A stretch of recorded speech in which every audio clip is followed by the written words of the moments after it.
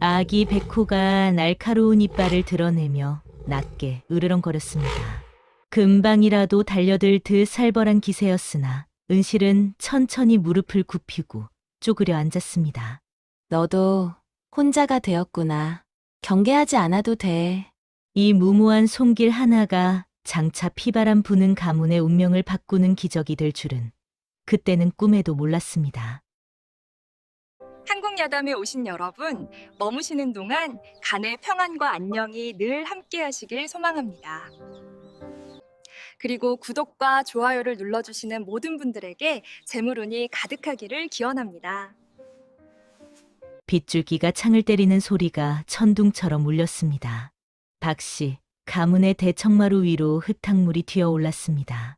23 청년 민수가 마룻바닥에 내동댕이 쳐진 채 피를 토하고 있었습니다. 가슴을 움켜쥔 손가락 사이로 선홍빛 피가 빗물에 섞여 흘러내렸습니다. 이 반편이 놈이 민수의 숙부 박태식이 조카의 옆구리를 발로 걷어찼습니다. 민수의 몸이 마루 끝까지 나뒹굴었습니다. 나으리, 제발 멈춰주세요. 18분실이 폭우를 뚫고 달려와 민수의 앞을 막아섰습니다. 치맛자락이 흙탕물에 절어 무릎까지 들러붙었지만 은실은 두 팔을 벌린 채 한 치도 물러서지 않았습니다. 박태식의 눈이 시뻘겋게 충혈되었습니다.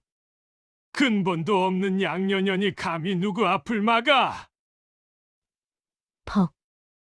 박태식의 손바닥이 은실의 뺨을 후려쳤습니다. 은실의 몸이 옆으로 휘청거렸지만 쓰러지지 않았습니다. 뺨에서 피가 섞인 침이 흘러내렸습니다. 은실은 이를 악물었습니다. 손톱이 손바닥에 파고들었지만 아픈 줄도 몰랐습니다. 대를 이을 수도 없는 병신과 주워온 계집애가 감히 이 집안의 앞길을 막아 당장 꺼지지 못할까? 박태식이 하인들을 향해 손짓했습니다. 이것들을 지금 당장 끌어내라. 오늘 안으로 이 문턱을 넘으면 다리 몽둥이를 분질러 놓겠다. 이 기막힌 사연의 전말을 알려면 이야기에 처음으로 돌아가야 합니다. 박씨 가문은 3대째 명문으로 이름을 날렸습니다. 가장인 아버지 박성준 영감은 고을에서 모르는 이가 없는 덕망 높은 어른이었습니다.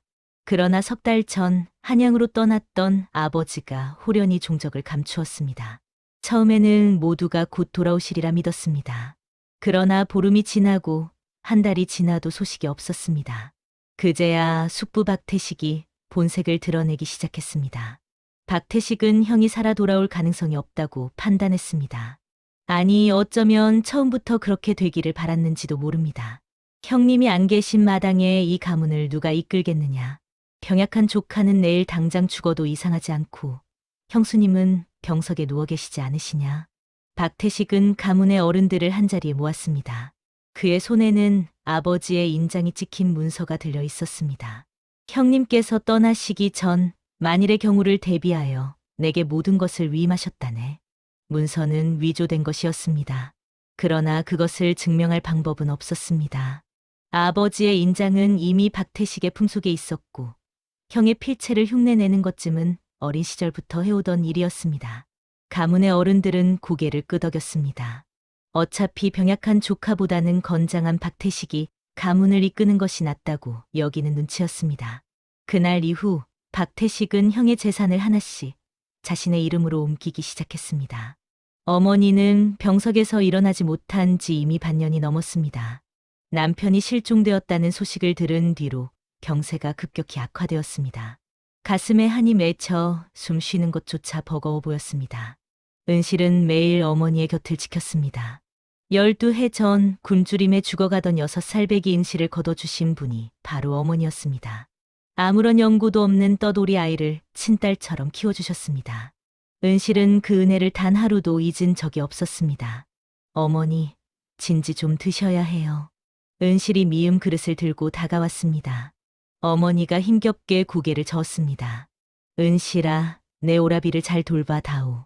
어머니의 눈가에 눈물이 맺혔습니다. 민수는 어려서부터 몸이 약해 내가 늘 걱정이었다. 그런 아이가 숙부에게 절이 당하는 것을 보니 내 가슴이 찢어지는구나. 은실이 어머니의 손을 꼭 잡았습니다. 어머니, 걱정 마세요. 제가 오라버니를 꼭 지킬게요. 어머니가 희미하게 미소 지었습니다. 그 미소가 얼마나 쓸쓸해 보였는지 은실은 차마 눈을 마주치지 못했습니다. 주방의 날은 폭우와 함께 찾아왔습니다. 박태식은 한낮에 하인들을 이끌고 안채로 들이닥쳤습니다. 형수님, 불효막심한 조카를 용서하십시오. 허나 가문을 위해서는 어쩔 수 없습니다. 박태식의 얼굴에는 단 한 점의 미안함도 없었습니다. 오히려 오래 참아왔던 일을 드디어 행한다는 듯 시원해 보이기까지 했습니다. 병든 형수님과 반편이 조카를 이 집에 두었다가는 가문에 해가 됩니다. 따로 거처를 마련해 드릴 테니 오늘 당장 이 집을 비워주시지요. 어머니가 병석에서 몸을 일으키려 했습니다. 그러나 기력이 없어 다시 쓰러졌습니다. 태식아, 이럴 수가 있느냐. 이 집은 내 형님이 일군 집이다. 내가 어찌 감히. 박태식이 코웃음을 쳤습니다. 형님은 안 계시지 않습니까? 돌아가셨는지 살아계신지도 모르는 사람을 언제까지 기다리란 말씀이십니까? 민수가 떨리는 몸을 일으켜 숙부 앞에 섰습니다. 창백한 얼굴에 핏기가 없었지만 눈빛만은 타오르고 있었습니다. 숙부, 아버지가 돌아오시면 반드시 이 일을 아시게 될 것입니다. 박태식의 눈썹이 실룩거렸습니다. 반편이 주제에 어디서 말대꾸야? 박태식의 발이 민수의 가슴을 걷어찼습니다. 민수가 피를 토하며 쓰러졌습니다. 바로 그때 은실이 달려와 막아선 것이었습니다. 하인들은 짐조차 꾸릴 틈을 주지 않았습니다. 은실은 피를 흘리는 민수를 부축하고 한 손으로는 어머니를 붙잡은 채 대문 밖으로 쫓겨났습니다. 폭우가 세 사람을 사정없이 때렸습니다. 어머니, 제 손 꼭 잡으세요. 은실의 목소리가 빗소리에 묻혀 가늘게 들렸습니다. 어머니는 힘겹게 고개를 끄덕였습니다. 몸을 가누기도 버거웠지만 아이들 앞에서 쓰러질 수는 없었습니다. 민수가 신음을 삼키며 말했습니다. 은실아, 나는 괜찮으니 어머니를 먼저. 오라버니, 말씀 마세요. 힘 아끼셔야 해요. 은실은 민수를 등에 업었습니다. 23성인 남자였지만 병으로 쇠약해진 민수의 몸은 깃털처럼 가벼웠습니다. 그 가벼움이 오히려 은실의 가슴을 저미었습니다. 세 사람은 마을을 빠져나와 깊은 산속으로 향했습니다. 은실은 어릴 때 아버지를 따라 약초를 캐러 갔던 산길을 떠올렸습니다. 그 깊숙한 곳에 오래전 버려진 움막이 있었습니다. 조금만 더 가면 돼요. 어머니, 힘내세요. 은실의 등에서 민수가 가늘게 숨을 몰아쉬었습니다. 피 섞인 기침이 은실의 목덜미를 적셨습니다. 산길은 가파르고 험했습니다. 빗물에 젖은 바위가 미끄러웠고 발밑에서는 흙이 무너져 내렸습니다. 은실은 이를 악물고 한 걸음 한 걸음 내디뎠습니다. 해가 서쪽으로 기울 무렵 드디어 낡은 움막이 보였습니다. 지붕에는 구멍이 숭숭 뚫려 있었고 벽은 금이 가 있었습니다. 그러나 그것은 세 사람에게 유일한 피난처였습니다. 은실은 어머니와 민수를 움막 안에 눕히고 밖으로 나갔습니다. 비에 젖지 않은 나뭇가지를 찾아 불을 피워야 했습니다. 그날 밤 늑대들이 몰려왔습니다. 처음에는 한두 마리의 울음소리였습니다. 그러나 곧 여러 마리의 울음이 사방에서 들려왔습니다. 굶주린 늑대들이 피냄새를 맡고 모여든 것이었습니다. 은실은 불을 지핀 나뭇가지를 움켜쥐었습니다. 움막 안에서 어머니가 떨리는 목소리로 물었습니다. 은실아, 무슨 소리냐? 아무것도 아니에요, 어머니. 걱정 마시고 주무세요. 은실의 목소리는 평온했지만 손은 부들부들 떨리고 있었습니다. 늑대들의 눈빛이 어둠 속에서 빛났습니다. 하나, 둘, 셋. 8마리가 움막을 에워싸고 있었습니다. 으르렁거리는 소리가 점점 가까워졌습니다. 은실은 횃불을 휘둘렀습니다. 늑대 한 마리가 뒤로 물러났지만 나머지 늑대들은 물러서지 않았습니다. 오히려 포위망을 좁혀왔습니다. 이대로는 안 된다. 은실은 이를 악물었습니다. 그러나 어떻게 해야 할지 알 수 없었습니다. 바로 그 순간이었습니다. 쿵! 산 전체가 흔들리는 듯한 굉음이 울려 퍼졌습니다. 늑대들이 일제히 몸을 웅크렸습니다. 방금 전까지 사납게 으르렁거리던 녀석들이 꼬리를 말고 뒤로 물러섰습니다. 은실은 눈을 크게 떴습니다. 어둠 속에서 거대한 형체가 나타났습니다. 달빛에 비친 하얀 털이 은빛으로 빛났습니다. 등에서 어깨까지의 높이가 성인의 가슴 높이에 달하는 거대한 백호였습니다. 백호가 다시 한번 포효했습니다. 늑대들은 비명을 지르듯 울부짖으며 사방으로 흩어졌습니다. 눈 깜짝할 사이에 8마리의 늑대가 자취도 없이 사라졌습니다. 백호가 천천히 움막 쪽으로 고개를 돌렸습니다. 황금빛 눈동자가 은실을 바라보았습니다. 은실의 심장이 멎는 듯했습니다. 늑대보다 더 무서운 맹수가 눈앞에 있었습니다. 손에 들린 횃불이 바람에 흔들렸습니다. 그러나 백호는 공격하지 않았습니다. 잠시 은실을 바라보던 백호는 몸을 돌려 숲속으로 사라졌습니다. 왼쪽 뒷다리를 살짝 절뚝거리는 것이 보였습니다. 은실은 그 자리에 주저앉았습니다. 다리에 힘이 풀려 더는 서 있을 수가 없었습니다. 다음 날 아침 은실은 움막 밖에서 이상한 것을 발견했습니다. 풀숲 사이로 하얀 형체가 보였습니다. 은실은 조심스럽게 다가갔습니다. 백호였습니다. 어젯밤에 그 백호가 풀밭에 엎드려 있었습니다. 낮에 보니 더욱 신비로운 자태였습니다. 눈처럼 하얀 털에 희미한 줄무늬가 있었고 몸집은 소만큼이나 컸습니다. 백호가 고개를 들었습니다. 황금빛 눈동자가 은실을 바라보았습니다. 은실은 발걸음을 멈추었습니다. 도망쳐야 했습니다. 저런 맹수 앞에서 멈춰 서 있는 것은 미친 짓이었습니다. 그런데 이상했습니다. 백호의 눈에서 살기가 느껴지지 않았습니다. 오히려 어떤 고통이 서려 있는 것 같았습니다. 은실의 시선이 백호의 왼쪽 뒷발로 향했습니다. 발목에 녹슨 쇠덫이 박혀 있었습니다. 상처 주위로 피가 흘러 하얀 털을 붉게 물들이고 있었습니다. 은실은 잠시 망설였습니다. 상대는 호랑이였습니다. 손가락 하나 까딱하면 사람 목숨쯤은 순식간에 앗아갈 수 있는 맹수였습니다. 그러나 은실은 고개를 저었습니다.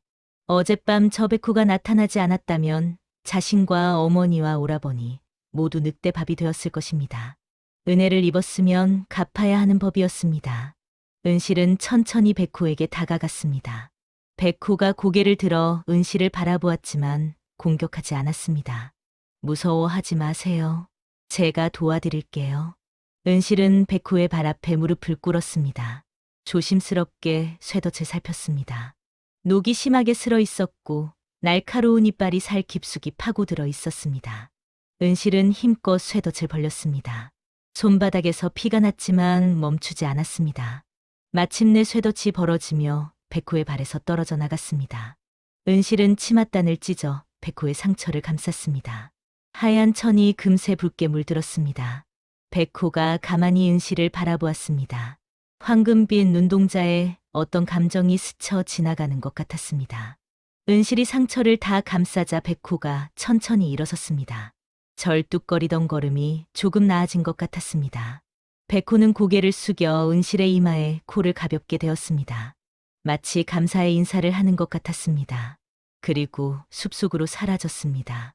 은실은 멍하니 백호가 사라진 숲을 바라보았습니다. 꿈을 꾼 것만 같았습니다. 그 다음 날 아침이었습니다. 은실이 움막 문을 열자 문 앞에 무엇인가 놓여 있었습니다. 큼지막한 잎사귀에 쌓인 무엇인가가 아침 햇살을 받아 신비로운 빛을 발하고 있었습니다. 은실은 조심스럽게 잎사귀를 열었습니다. 숨이 멎는 듯했습니다. 사람 형상을 한 뿔이었습니다. 머리, 몸통, 팔, 다리가 뚜렷했습니다. 수십 갈래의 잔뿌리가 마치 수염처럼 뻗어 있었고 은은한 향기가 코끝에 스쳤습니다. 천년 산삼이었습니다. 은실은 무릎이 꺾이는 것 같았습니다. 이런 영물은 평생 단 한 번도 본 적이 없었습니다. 아니, 소문으로만 듣던 것이었습니다. 오라버니, 어머니. 은실은 산삼을 들고 움막 안으로 뛰어들었습니다. 은실은 산삼을 정성껏 다렸습니다. 움막 안에 그윽한 향기가 퍼졌습니다. 민수가 약탕 한 모금을 입에 머금었습니다. 따뜻한 기운이 목을 타고 가슴으로 내려갔습니다. 그 순간 민수의 눈이 커졌습니다. 가슴 속에서 무엇인가가 녹아내리는 것 같았습니다. 늘 답답하던 숨통이 트이는 느낌이었습니다. 어머니도 약탕을 드셨습니다. 창백하던 얼굴에 서서히 핏기가 돌기 시작했습니다. 은실은 두 손을 모아 기도했습니다. 제발, 제발 이야기 효험이 있게 해주세요. 사흘이 지났습니다. 민수가 스스로 몸을 일으켜 앉았습니다. 쫓겨난 이후 처음 있는 일이었습니다. 은실아, 이게 어찌 된 일이냐? 몸이 깃털처럼 가볍구나. 민수의 목소리에 힘이 돌아와 있었습니다. 핏기 없던 얼굴에 생기가 돌았습니다. 어머니도 병석에서 일어나 앉으셨습니다. 은실아, 내 덕분에 목숨을 건졌구나. 내가 아니었으면 우리 모자가 진작에 저승길로 갔을 게다. 은실은 고개를 저었습니다. 어머니, 제 덕이 아니에요.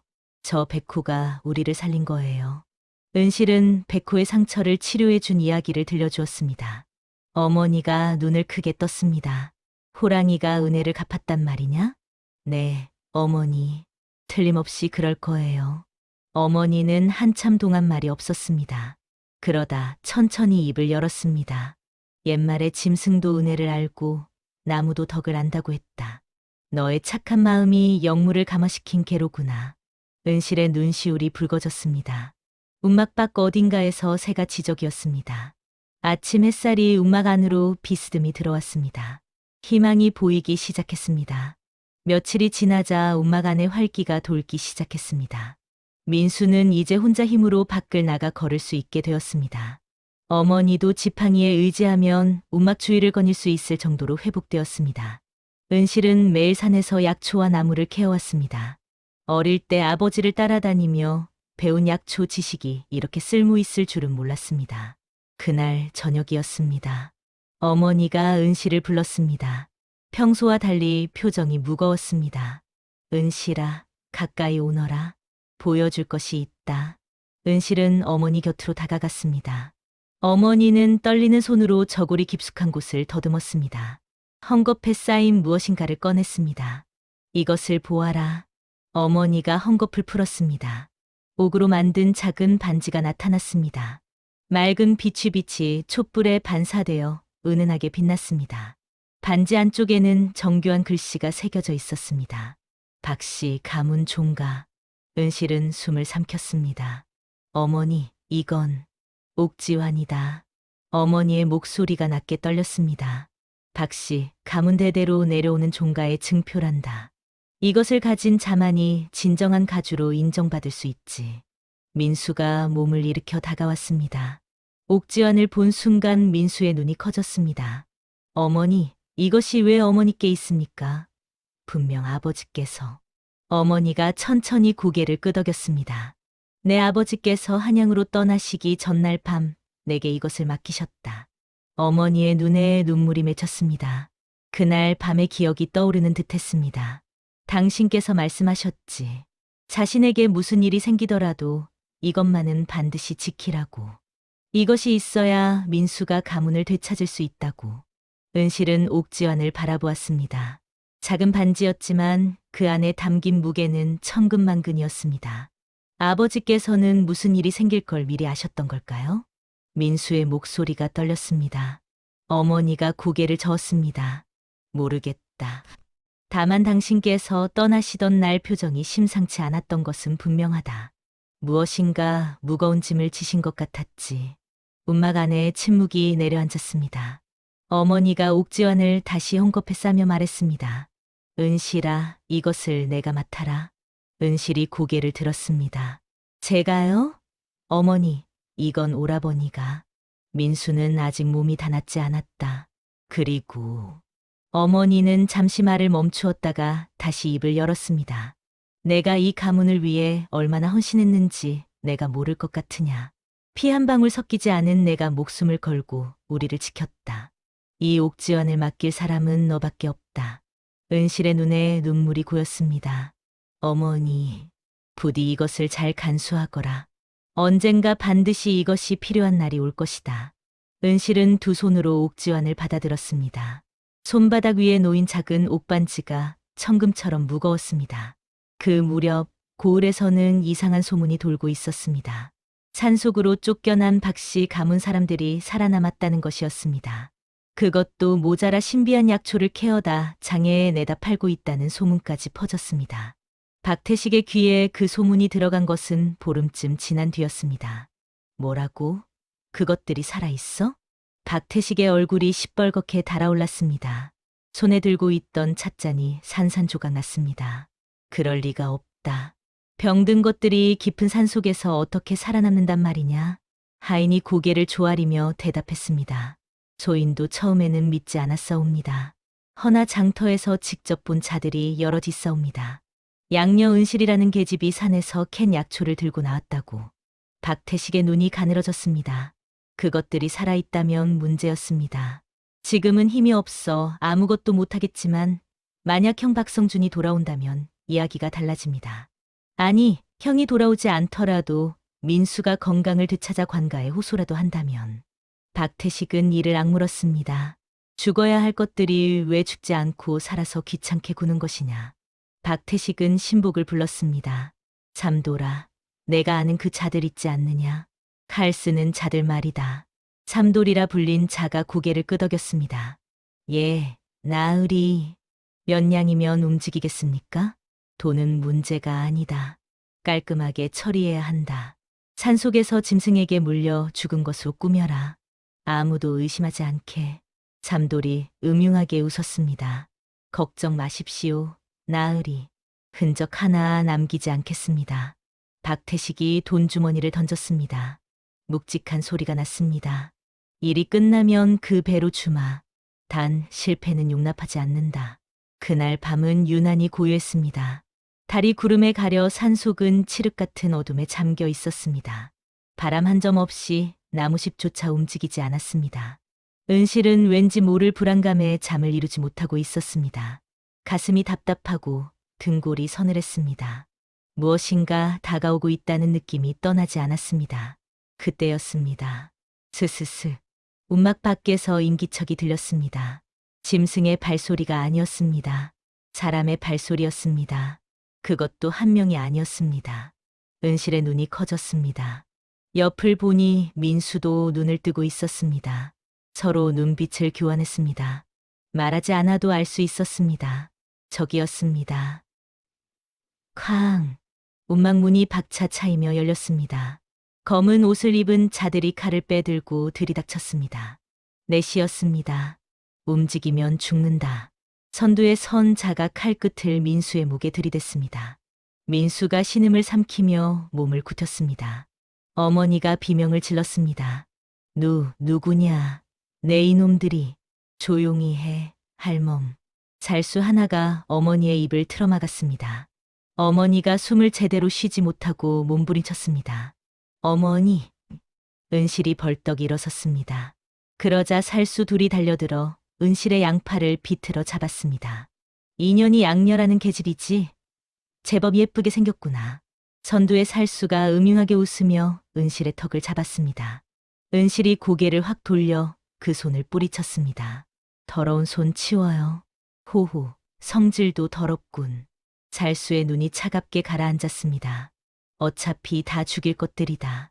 순서대로 가자. 먼저 저 병신부터. 살수가 칼을 들어 민수의 목을 향해 내리쳤습니다. 안 돼요. 은실이 있는 힘껏 몸을 비틀어 살수들의 손에서 빠져나왔습니다. 그리고 민수의 앞을 막아섰습니다. 퍽! 칼날이 은실의 어깨를 스쳤습니다. 선홍빛 피가 튀었습니다. 은실이 신음을 삼키며 비틀거렸지만 민수 앞을 막고 있는 자세는 풀지 않았습니다. 인연이 미쳤나? 죽고 싶어 환장했어? 살수가 다시 칼을 들어 올렸습니다. 바로 그 순간이었습니다. 쿠룽! 산이 무너지는 듯한 굉음이 울려 퍼졌습니다. 움막 전체가 흔들렸습니다. 살수들의 얼굴에 공포가 스쳤습니다. 뭐야. 움막 벽이 찢어지듯 열렸습니다. 거대한 하얀 형체가 안으로 뛰어들었습니다. 백호였습니다. 달빛에 빛나는 하얀 털, 황금빛으로 이글거리는 눈동자. 거대한 백호가 살수들 앞에 우뚝 섰습니다. 호랑이다. 호랑이야. 살수들이 비명을 질렀습니다. 칼을 휘둘러 보았지만 소용없었습니다. 백호가 앞발을 휘둘렀습니다. 선두의 살수가 벽에 내동댕이 쳐졌습니다. 뼈가 부러지는 소리가 들렸습니다. 나머지 살수들이 문을 향해 도망쳤습니다. 백호가 뒤를 쫓아 움막 밖으로 나갔습니다. 비명 소리가 어둠 속에서 울려 퍼졌습니다. 한 식경이 지났을까? 움막 밖이 고요해졌습니다. 백호가 다시 움막 안으로 들어왔습니다. 발톱에 핏자국이 묻어 있었지만 다친 곳은 없어 보였습니다. 은실이 피를 흘리며 일어섰습니다. 백호님.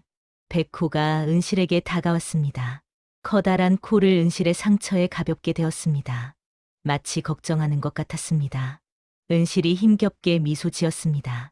괜찮아요. 깊지 않아요. 백호가 고개를 돌려 움막 밖을 바라보았습니다. 그리고 낮게 으르렁거렸습니다. 무엇인가를 전하려는 것 같았습니다. 은실은 백호의 눈빛을 읽었습니다. 여기는 더 이상 안전하지 않다는 말씀이시죠? 백호가 고개를 끄덕이듯 움직였습니다. 정말 사람의 말을 알아듣는 것 같았습니다. 백호가 움막 밖으로 나갔습니다. 그리고 뒤를 돌아보며 은실을 바라보았습니다. 따라오라는 뜻이었습니다. 은실은 어머니와 민수를 부축했습니다. 어머니, 오라버니, 저 백호를 따라가야 할 것 같아요. 민수가 고개를 끄덕였습니다. 그래, 저 영물이 우리를 2번이나 살렸다. 믿고 따라가자. 세 사람은 백호를 따라 깊은 산속으로 들어갔습니다. 백호가 이끈 곳은 깊은 산속의 동굴이었습니다. 바위 틈새에 숨겨진 입구는 사람의 눈에는 잘 띄지 않았습니다. 안으로 들어가니 의외로 넓은 공간이 나타났습니다. 천장에서 스며드는 물이 작은 샘을 이루고 있었고 바닥에는 마른 낙엽이 수북이 쌓여 있었습니다. 백호가 동굴 안쪽을 향해 걸어갔습니다. 은실이 그 뒤를 따랐습니다. 동굴 깊숙한 곳에 무엇인가 있었습니다. 바위 틈에 끼워진 헝겊 뭉치였습니다. 오래되어 색이 바랬지만 분명 사람이 남긴 것이었습니다. 은실은 조심스럽게 헝겊을 꺼냈습니다. 펼쳐보니 1000조각이었습니다. 그 위에 글씨가 적혀 있었습니다. 붉은 글씨였습니다. 피로 쓴 글씨였습니다. 은실의 손이 떨리기 시작했습니다. 오라버니, 이것 좀 보세요. 민수가 다가와 1000조각을 살폈습니다. 글씨를 읽는 민수의 얼굴이 점점 창백해졌습니다. 이것은 아버지의 필체다. 어머니가 비틀거리며 다가왔습니다. 1000조각을 보는 순간 무릎이 꺾였습니다. 여보. 혈서에는 이렇게 적혀 있었습니다. 나 박성주는 동생 태식의 음모로 청나라 상인에게 팔려갈 위기에 처했노라. 태식이 가문을 탐내어 나를 해치려 한 것이니 이 글을 보는 자는 반드시 관가에 고하여 내 억울함을 풀어다오. 아내와 아들과 양녀 은실에게 전하노니 반드시 살아남아 가문을 되찾거라. 옥지환이 증거가 될 것이다. 은실은 혈서를 읽고 또 읽었습니다. 손가락이 떨려 1000조각을 놓칠 뻔했습니다. 아버지는 살아 계셨습니다. 적어도 이 글을 쓸 때까지는 숙부가 아버지를. 민수의 목소리가 분노로 떨렸습니다. 주먹을 꽉 쥐었습니다. 손톱이 손바닥에 파고들었지만 아픈 줄도 몰랐습니다. 어머니가 통곡했습니다. 그 독한 놈이 형을 팔아넘기다니. 은실은 혈서를 조심스럽게 접어 품에 넣었습니다. 그리고 옥지환을 꺼내 바라보았습니다. 옥지환과 혈서, 이 2가지가 있으면 박태식의 죄를 밝힐 수 있었습니다. 아버지의 억울함을 풀 수 있었습니다. 은실의 눈에 결의가 타올랐습니다. 오라버니, 민수가 고개를 들었습니다. 이제 우리가 가문을 되찾아야 해요. 민수가 은실을 바라보았습니다. 은실의 눈에서 한 번도 본 적 없는 불꽃이 타오르고 있었습니다. 어떻게 할 생각이냐, 은실아. 한양으로 가야 해요. 은실의 목소리는 단호했습니다. 고을 사또는 이미 숙부 손에 넘어갔을 거예요. 아무리 억울함을 호소해도 들어주지 않을 거예요.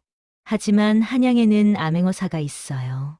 어사또 앞에 이 옥지환과 혈서를 내놓으면 반드시 진실이 밝혀질 거예요.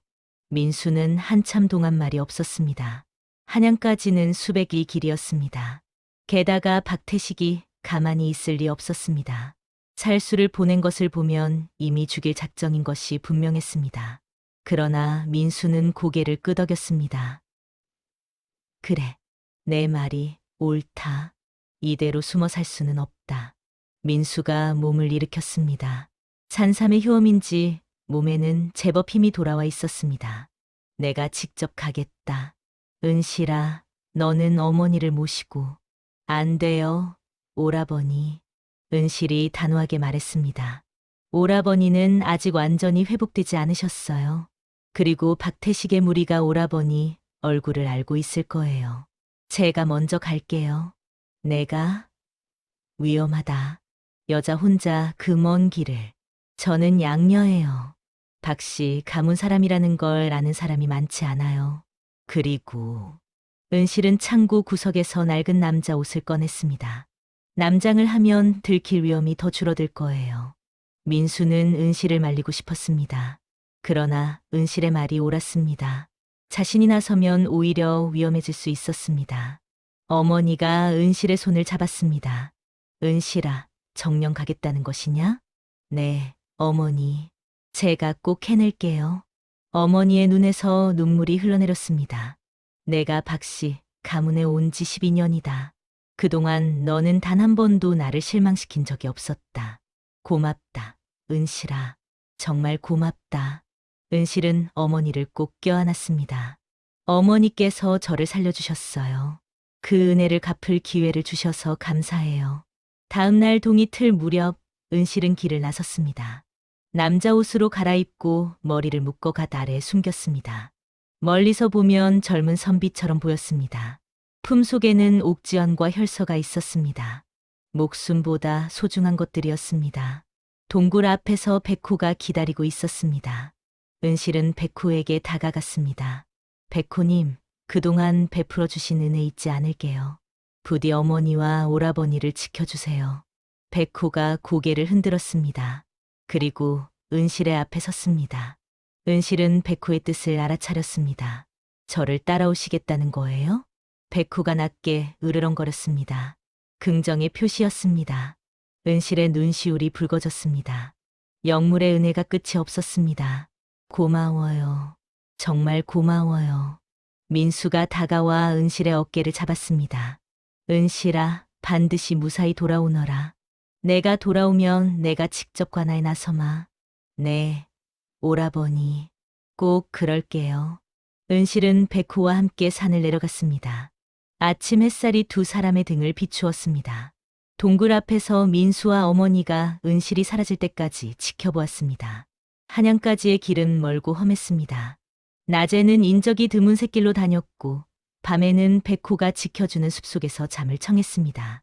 백호는 먼 거리를 걸을 때는 은실의 곁에서 걸었고 마을 근처에서는 숲속에 몸을 숨겼습니다. 나흘째 되는 날이었습니다. 은실은 큰 고갯길에서 검문을 만났습니다. 박태식이 풀어놓은 자들이었습니다. 이봐, 거기 서라. 포졸 복장을 한 자들이 은실의 앞을 막았습니다. 어디서 오는 길이냐? 어디로 가느냐? 은실은 침착하게 대답했습니다. 경상도에서 한양으로 가는 과거 길이에요. 과거? 이런 때의 과거를 보러 간다고? 포졸이 의심스러운 눈으로 은실을 훑어보았습니다. 은실의 심장이 빠르게 뛰었지만 표정은 평온하게 유지했습니다. 네, 이번 봄 과거에 응시하려고요. 짐을 풀어보아라. 은실의 등에서 식은땀이 흘렀습니다. 짐 속에는 옥지환과 혈서가 있었습니다. 들키면 끝이었습니다. 바로 그때였습니다. 크아앙. 산속에서 호랑이 울음소리가 울려 퍼졌습니다. 포졸들의 얼굴이 새파랗게 질렸습니다. 호랑이다. 이 근처에 호랑이가 있어. 포졸들은 검문을 잊어버리고 사방을 두리번거렸습니다. 은실은 그 틈을 놓치지 않았습니다. 그럼 저는 이만 가볼게요. 은실은 빠른 걸음으로 고개를 넘었습니다. 뒤에서 포졸들이 뭐라고 소리쳤지만 돌아보지 않았습니다. 고개를 넘어 숲속으로 들어가자 백호가 나타났습니다. 왼쪽 뒷다리를 살짝 절뚝거리며 걸어왔습니다. 예전에 덫에 다쳤던 그 다리였습니다. 은실이 백호의 목을 껴안았습니다. 고마워요. 정말 고마워요. 백호가 낮게 으르렁거렸습니다. 마치 별것 아니라는 듯이. 닷새째 되는 날 도성이 보이기 시작했습니다. 성벽 너머로 기와 지붕들이 빼곡히 들어서 있었습니다. 은실은 태어나서 처음 보는 풍경에 잠시 넋을 잃었습니다. 백호가 걸음을 멈추었습니다. 더 이상 따라갈 수 없다는 뜻이었습니다. 도성 안으로 호랑이가 들어갈 수는 없었습니다. 은실은 백호 앞에 무릎을 꿇었습니다. 백호님, 여기까지 호의해 주셔서 감사해요. 저는 이제 혼자서도 해낼 수 있어요. 백호가 은실의 이마에 코를 대었습니다. 따뜻한 숨결이 느껴졌습니다. 꼭 성공하고 돌아올게요. 그때까지 부디 무사히 계세요. 백호가 천천히 몸을 돌렸습니다. 왼쪽 뒷다리를 절뚝거리며 숲속으로 사라졌습니다. 하얀 꼬리가 나무십 사이로 보였다가 이내 사라졌습니다. 은실은 한참 동안 그 자리에 서 있었습니다. 그리고 몸을 돌려 도성을 향해 걸어갔습니다. 품속의 옥지연과 혈서가 무겁게 느껴졌습니다. 이제 시작이었습니다. 도성의 거리는 은실이 상상했던 것보다 훨씬 복잡했습니다. 사람들이 개미처럼 바쁘게 오가고 장사꾼들의 호객 소리가 사방에서 울려 퍼졌습니다. 은실은 갓을 깊이 눌러쓰고 사람들 틈에 섞여 걸었습니다. 관아가 어디 있는지 알아내는 것이 급선무였습니다. 은실은 지나가는 행인에게 조심스럽게 물었습니다. 저기요. 혹시 관아가 어디 있는지 아세요? 관아? 저 큰 길 따라 쭉 가면 나온다네. 은실은 고개를 숙여 인사하고 발걸음을 재촉했습니다. 관아 앞에 도착했을 때 은실의 심장이 빠르게 뛰기 시작했습니다. 높은 담장과 위험 있는 대문이 은실을 압도했습니다. 그러나 물러설 수 없었습니다. 은실은 관아 앞에 놓인 북을 바라보았습니다. 격쟁고였습니다. 억울한 일을 당한 백성이 이 북을 치면 관아에서 반드시 사연을 들어주어야 했습니다. 물론 그만큼의 위험도 따랐습니다. 거짓으로 북을 치면 곤장을 맞았고 심하면 목숨을 잃을 수도 있었습니다. 은실은 깊은 숨을 들이쉬었습니다. 어머니의 얼굴이 떠올랐습니다. 병석에서 눈물 흘리시던 모습이, 오라버니의 얼굴이 떠올랐습니다. 피를 토하며 쓰러지던 모습이, 아버지의 혈서가 떠올랐습니다. 피로 쓴 그 절박한 글씨가. 은실은 북채를 들어 올렸습니다. 둥, 둥, 둥. 북소리가 관아 안팎으로 울려 퍼졌습니다. 지나가던 사람들이 걸음을 멈추고 은실을 바라보았습니다. 격쟁이다. 누가 격쟁을 치는 거야? 저 젊은 선비가 치는구나. 웅성거리는 소리가 점점 커졌습니다. 관아 문이 열리고 포졸들이 쏟아져 나왔습니다. 누구냐? 감히 격쟁고를 울리는 자가. 은실은 북채를 내려놓고 당당히 서 있었습니다. 억울한 일을 당해 호소하러 왔어요. 포졸들이 은실을 애워쌌습니다. 그중 한 명이 은실의 얼굴을 유심히 살폈습니다. 내 얼굴이 어디서 본 듯하구나. 어디서 왔느냐? 은실의 등에서 식은땀이 흘렀습니다. 그러나 표정은 평온하게 유지했습니다. 경상도에서 왔어요. 저희 가문이 억울하게 빼앗긴 일을 호소하러요. 포졸들이 서로 눈빛을 교환했습니다. 그중 한 명이 안으로 들어가더니 잠시 후 다시 나왔습니다. 사또께서 들어오라 하신다. 따라와라. 관아 안은 썰렁했습니다. 높은 자리에 앉은 사또가 은실을 내려다보고 있었습니다. 그 옆에는 서기가 붓을 들고 앉아 있었습니다. 은실은 사또 앞에 무릎을 꿇었습니다. 고을 사또 나으리, 소녀의 억울함을 들어주세요. 사또의 눈썹이 꿈틀거렸습니다.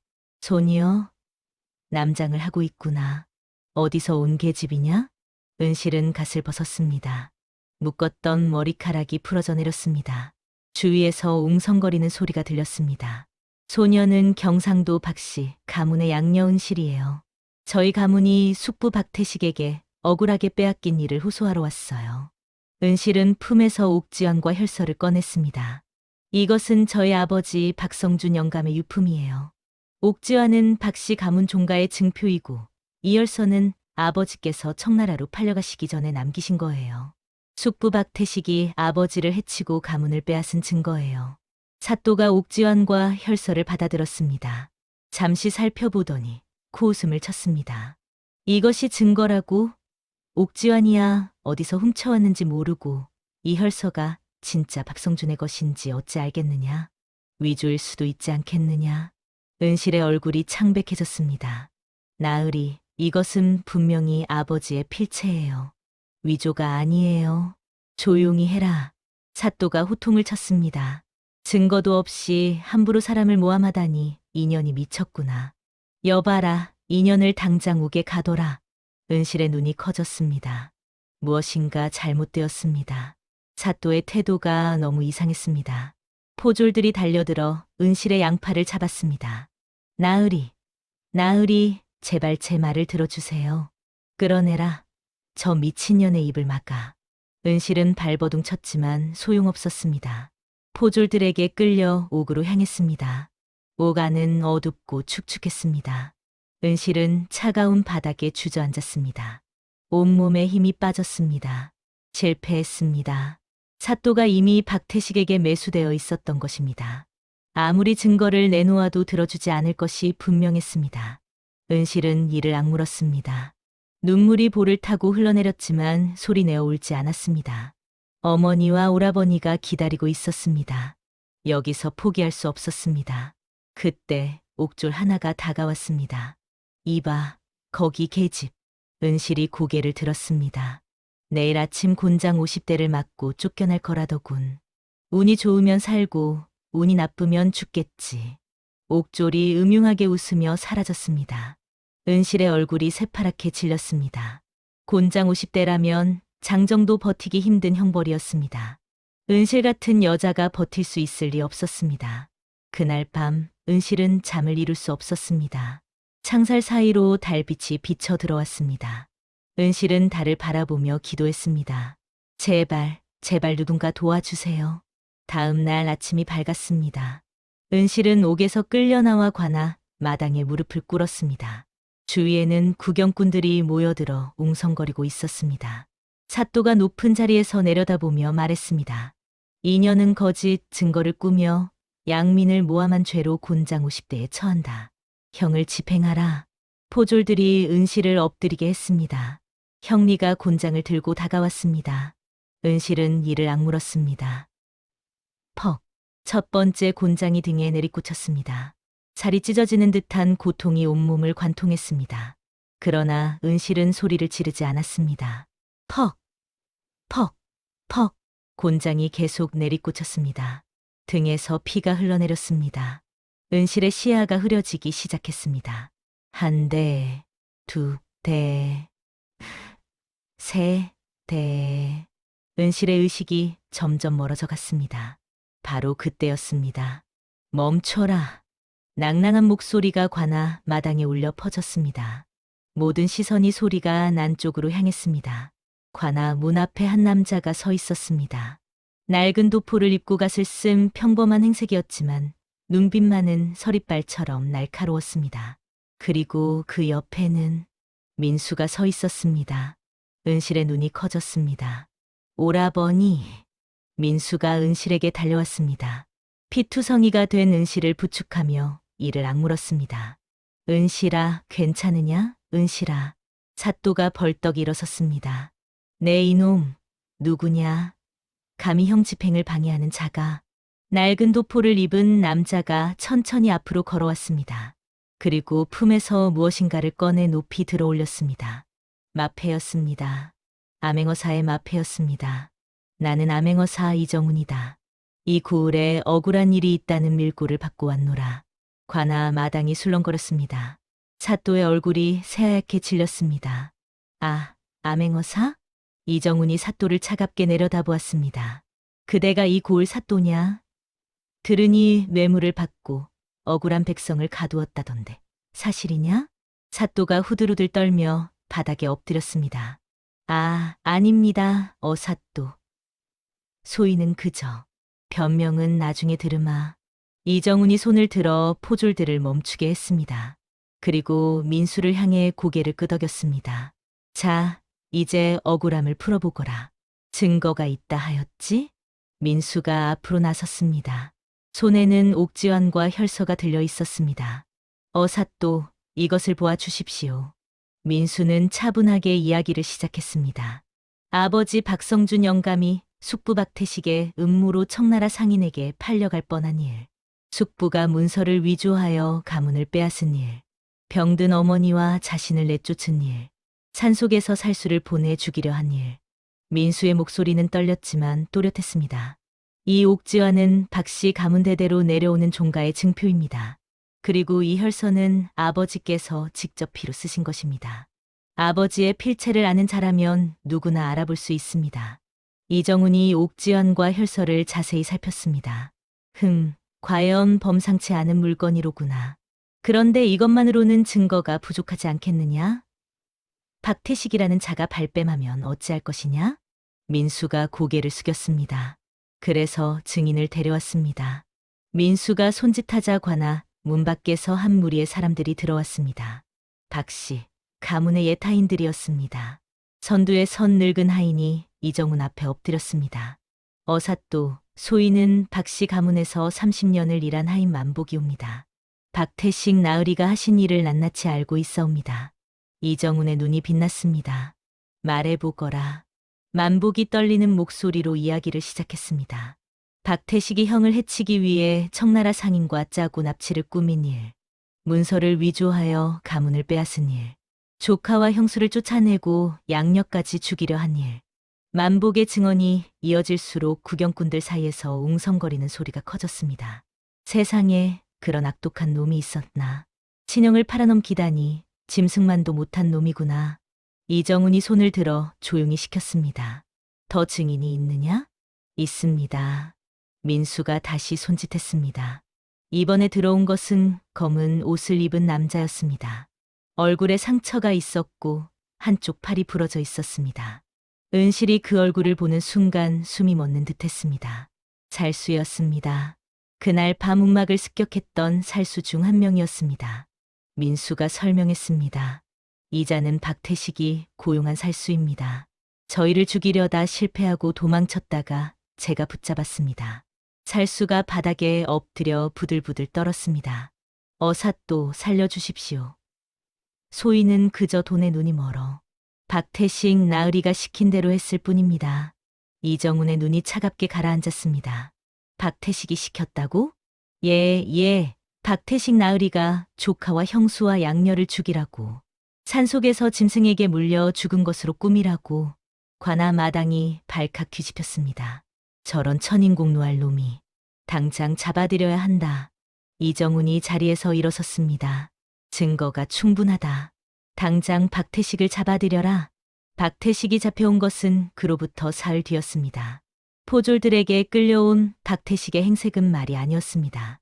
도망치다 잡혔는지 옷은 찢어지고 얼굴은 흙투성이었습니다. 관아 마당에 끌려온 박태식은 이정훈 앞에 내동댕이 쳐졌습니다. 이놈 박태식, 내 죄를 알겠느냐? 박태식이 고개를 들었습니다. 충혈된 눈에 광기가 서려 있었습니다. 모르겠습니다. 소인이 무슨 죄를 지었다고. 이정훈이 옥지환을 들어보였습니다. 이것이 무엇인지 아느냐? 박태식의 얼굴이 새하얗게 질렸습니다. 그것은 박씨 가문 종가의 증표 옥지환이다. 내 형 박성준이 아내에게 맡기고 간 것이지. 내가 빼앗으려 했으나 끝내 찾지 못한 것이 바로 이것이다. 박태식의 입술이 파르르 떨렸습니다. 이정훈이 혈서를 펼쳐 보였습니다. 그리고 이것은 내 형이 피로 쓴 혈서다. 내가 형을 청나라 상인에게 팔아넘기려 한 일이 낱낱이 적혀 있다. 거짓입니다. 그건 위조된. 닥쳐라. 이정훈이 호통을 쳤습니다. 증인들의 증언과 살수의 자백까지 있는데 발뺌을 하겠느냐? 내 죄는 하늘이 알고 땅이 알고 사람이 안다. 박태식의 몸이 부들부들 떨렸습니다. 더 이상 빠져나갈 구멍이 없었습니다. 이놈 박태식의 죄를 낱낱이 밝히노라. 이정훈이 두루마리를 펼쳤습니다. 첫째, 친형을 해외에 팔아넘기려 한 죄. 둘째, 문서를 위조하여 가산을 빼앗은 죄. 셋째, 형수와 조카를 내쫓고 사례를 사주한 죄. 넷째, 관리를 매수하여 억울한 백성을 해친 죄. 이정훈이 두루마리를 내려놓았습니다. 이 모든 죄를 합하여 박태식을 능지처참에 처하고 전 재산을 몰수하여 본래 주인에게 돌려주도록 하라. 박태식이 미친 듯이 울부짖었습니다. 안 돼. 내가 왜 이래야 하냐. 포졸들이 박태식을 끌어냈습니다. 절규하는 소리가 점점 멀어져 갔습니다. 은실은 그 모습을 바라보았습니다. 가슴 속에서 무엇인가가 풀어지는 것 같았습니다. 드디어 끝났습니다. 박태식의 처형이 끝난 뒤 놀라운 소식이 전해졌습니다. 청나라에서 탈출한 아버지가 돌아온 것이었습니다. 배에서 내린 아버지의 행색은 말이 아니었습니다. 뼈만 남은 몸, 헝클어진 머리카락, 누더기가 된 옷. 그러나 눈빛만은 여전히 살아 있었습니다. 아버지. 민수가 달려가 아버지를 부축했습니다. 어머니가 울음을 터뜨리며 남편을 껴안았습니다. 여보, 여보, 살아 계셨군요. 살아 계셨어요. 아버지의 눈에서 눈물이 흘러내렸습니다. 미안하오. 내가 더 일찍 돌아왔어야 했는데. 은실은 한 발 떨어진 곳에서 그 모습을 바라보았습니다. 가슴이 벅차올랐지만 가족의 재회를 방해하고 싶지 않았습니다. 그때 아버지가 은실을 바라보았습니다. 은실아. 은실이 고개를 들었습니다. 내가 이 가문을 지켰다고 들었다. 목숨을 걸고 어미와 오라비를 살렸다고. 은실의 눈에 눈물이 고였습니다. 아버지, 저는 그저 아무 말 하지 않아도 된다. 아버지가 천천히 다가왔습니다. 그리고 은실의 손을 잡았습니다. 너는 이미 이 가문의 진정한 가족이다. 오늘부로 너를 정식으로 장녀로 입적하겠다. 은실의 눈이 커졌습니다. 아버지, 은실아, 고맙다. 정말 고맙다. 은실은 더 이상 눈물을 참을 수 없었습니다. 아버지의 품에 안겨 소리 없이 울었습니다. 어머니와 민수가 다가와 은실을 껴안았습니다. 내 사람이 한데 엉켜 울었습니다. 오랜 시간이 지났습니다. 드디어 가족이 다시 하나가 되었습니다. 가문의 평화가 찾아왔습니다. 빼앗겼던 재산이 돌아왔고 쫓겨났던 집에 다시 들어갈 수 있게 되었습니다. 은실은 정식으로 박씨, 가문의 장녀가 되었습니다. 어느 화창한 봄날이었습니다. 은실은 뒷산에 올랐습니다. 손에는 재물이 들려 있었습니다. 백호에게 감사의 제를 올리기 위해서였습니다. 산 정상에 오르자 시원한 바람이 불어왔습니다. 은실은 재물을 차려놓고 두 손을 모았습니다. 백호님, 그동안 베풀어 주신 은혜 잊지 않을게요. 덕분에 가문을 되찾고 가족을 다시 만날 수 있었어요. 정말 감사해요. 바람이 은실의 머리카락을 흩날렸습니다. 그때였습니다. 저 멀리 산등성이 위에 하얀 형체가 나타났습니다. 백호였습니다. 석양빛을 받아 황금빛으로 빛나는 털, 당당한 자태. 백호가 은실을 바라보고 있었습니다. 왼쪽 뒷다리는 여전히 살짝 절뚝거렸지만 그 모습이 더욱 신비로워 보였습니다. 은실의 눈에 눈물이 고였습니다. 백호가 한 번 크게 포효했습니다. 그 소리가 산 전체에 울려 퍼졌습니다. 마치 작별 인사를 하는 것 같았습니다. 그리고 백호는 몸을 돌려 숲속으로 사라졌습니다. 하얀 꼬리가 나무십 사이로 보였다가 이내 사라졌습니다. 은실은 한참 동안 그 자리에 서 있었습니다. 고마워요, 백호님. 정말 고마워요. 바람이 은실의 속삭임을 싣고 산 너머로 사라졌습니다. 옛말의 은혜를 알면 짐승도 사람보다 낫다는 말이 있습니다. 이 이야기가 전하는 바는 이것입니다. 받은 은혜는 반드시 갚아야 하고 효도와 의리는 하늘도 감동시킨다는 것이지요. 은실은 작은 자비로 영물의 마음을 얻었고 백호는 그 은혜를 잊지 않고 갚았습니다. 그리고 그 모든 것이 모여 무너진 가문을 다시 일으켰습니다. 세상에 작은 선행은 없습니다. 오늘 내가 베푼 작은 친절이 내일 나를 살릴 큰 은혜가 되어 돌아올 수 있으니까요. 다음 영상을 빠르게 만나보시려면 좋아요와 구독을 눌러주세요. 구독과 좋아요는 사랑입니다. 그럼 더 재미있는 영상으로 찾아뵙겠습니다. 모두 행복한 하루 보내세요.